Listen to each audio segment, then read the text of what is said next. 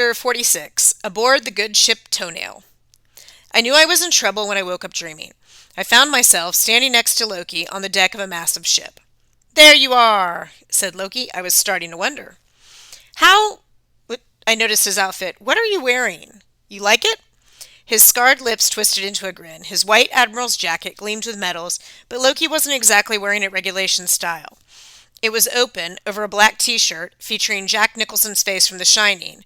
The caption read, "Here's Loki." "Where are we?" I asked.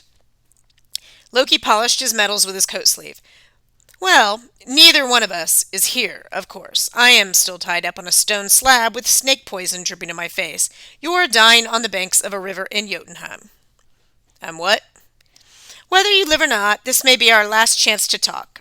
So I wanted you to see this. Naglfar, the ship of nails. It's almost complete."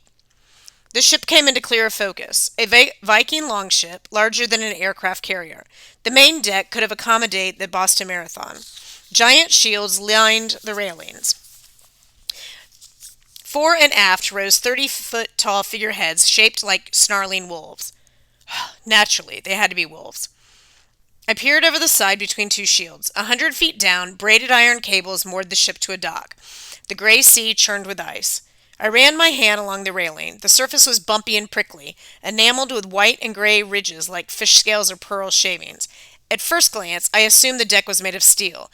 But now I realized the whole ship was constructed of this weird translucent material. Not metal, not wood, but something strangely familiar. "What is this?" I asked Loki. I don't see any wood or nails. Why is it called the Ship of Nails?" Loki chuckled. "Not carpentry nails, Magnus.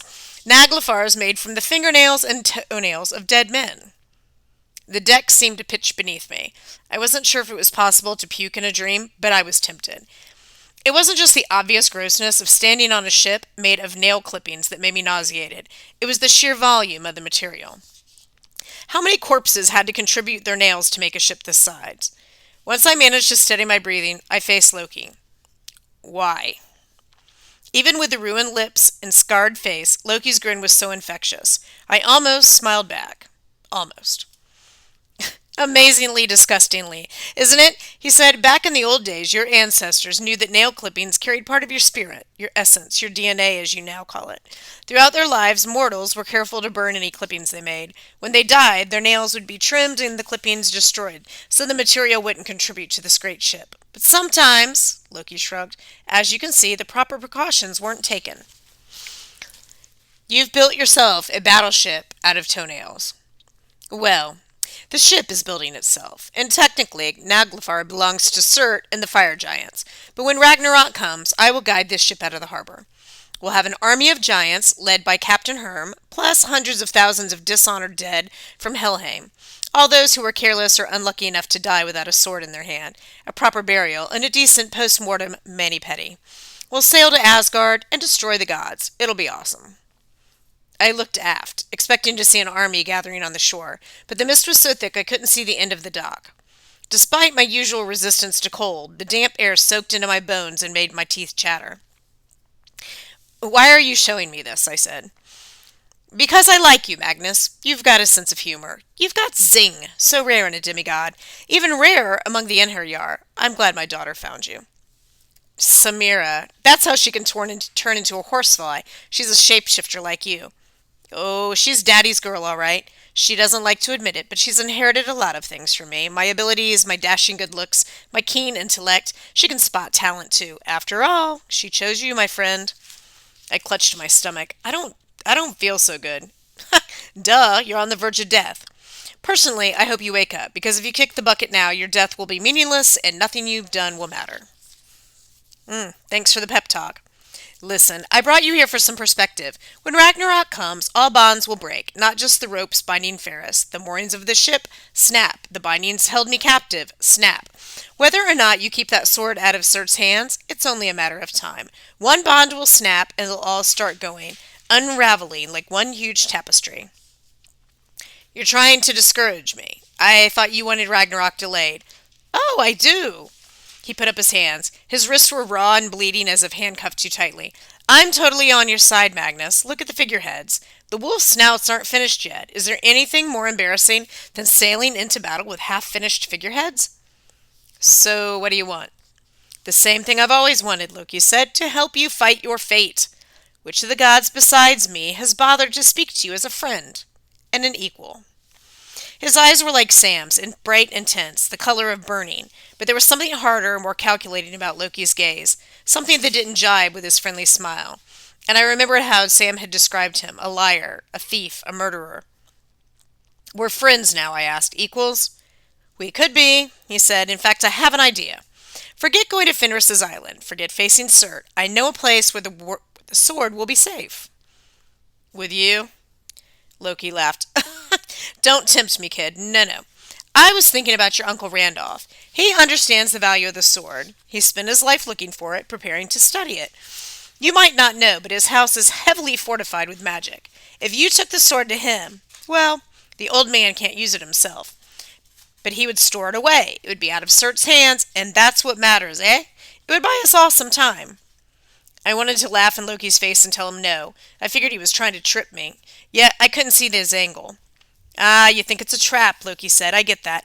But you must have wondered why Mimir told you to take the blade to Wolf's Island, the very place where Surt wants to use it. What's the sense in that? What if Mimir was playing you? I mean, come on. That old severed head runs a pachinko racket. If you don't bring the sword to the island, Surt won't be able to get his hands on it. So why take the risk?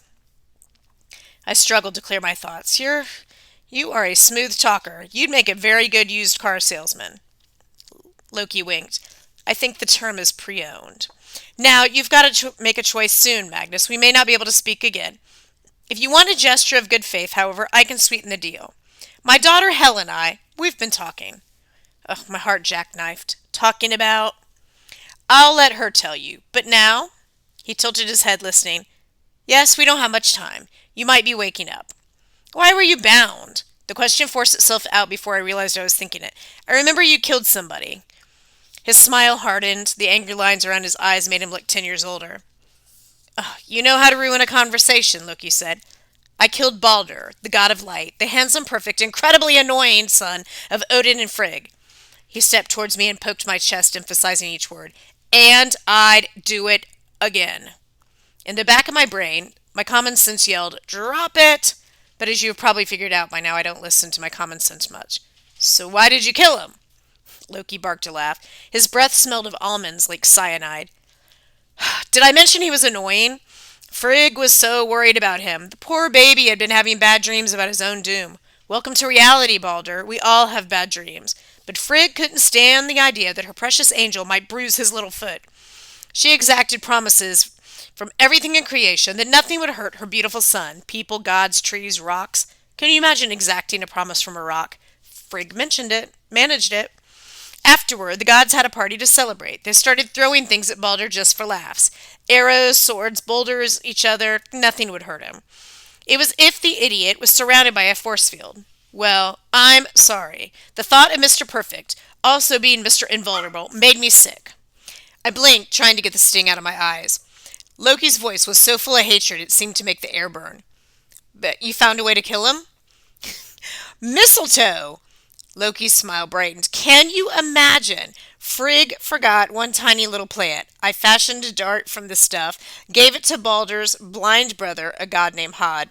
I didn't want him to miss the fun of chucking deadly objects at Baldur, so I guided Hod's hand and, well, Frigg's worst fears came true. Ugh, Baldur deserved it. For being too handsome and popular? Yes! For being loved. Exactly. Loki leaned forward until we were almost nose to nose. Don't tell me you haven't done the same kinds of things. Those cars you broke into, those people you stole from. You picked people you didn't like, eh? You picked some rich, handsome, stuck-up snobs who annoyed you. My teeth chattered harder. I never killed anyone. Oh, please. Loki stepped back, examining me with a look of disappointment. It's only a matter of degree. So I killed a god. Big deal. He went to Helheim and became an honored guest in my daughter's palace. My punishment. And you want to know my punishment? You were tied on a stone slab, I said, with poison from a snake dripping on your face. I know. Do you? Loki pulled back his cuffs, showing me the raw scars on his wrists. The gods were not content to punish me with eternal torture. They took out their wrath upon my two favorite sons, Vali and Narvi. They turned Vali into a wolf and watched amusement while he disemboweled his brother Narvi. Then they shot and gutted the wolf. The gods took my innocent son's own entrails. Loki's voice cracked with grief. Well, Magnus Chase, let's just say I was not bound with ropes. Something in my chest curled up and died, possibly any hope that there was any kind of justice in the universe. Gods. Loki nodded. Yes, Magnus, the gods. Think about that when you meet Thor. I'm meeting Thor? I'm afraid so. The gods don't even pretend to deal in good and evil, Magnus. It's not the Aesir way. Might makes right. So tell me, do you really want to charge into battle on their behalf? The ship trembled under my feet. Fog rolled across the deck. Time for you to go, Loki said. Remember what I said? Oh, ha! And have fun getting mouth to mouth from a goat. Wait, what? Loki wiggled his fingers, his eyes full of malicious glee. Then the ship dissolved into gray nothingness.